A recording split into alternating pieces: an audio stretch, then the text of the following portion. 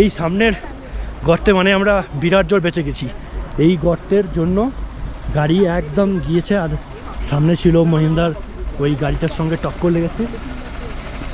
অবস্থা দেখতে পাচ্ছ, পাথর এখানে স্কিড করেছে, দেখো গাড়ি স্কিড করে গাড়ি কোথায় এসছে দেখো। আজ পুরো দেখো, জাস্ট দুটো আঙুলের জন্য, না হলে কিন্তু পাথরটা মারলে গাড়িটা পুরো উল্টে যেত। আর এই গাড়ি লুকিং গ্লাসও গেছে, গাড়ি লুকিং গ্লাস গেছে আমার ব্যাগে। সবচেয়ে বড় কথা হচ্ছে যে আমি সামনে ছিলাম, এই যে গাড়ি স্কিড করেছে, এখানে স্ক্র্যাচ করেছে। বিশাল বাঁচান বেঁচে গেছি। এগুলো হাই রোডে হয়, দোষটা দুজনেরই, ভুল কিছু নেই, কিন্তু এই গর্তের জন্যই সমস্যাটা হলো।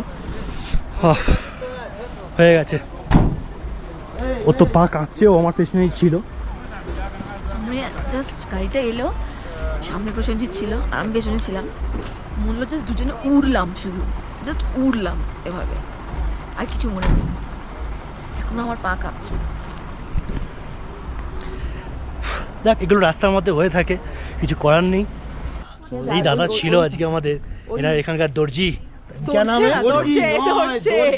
ঠিক আছে, ঠিক আছে, একই দর্জে।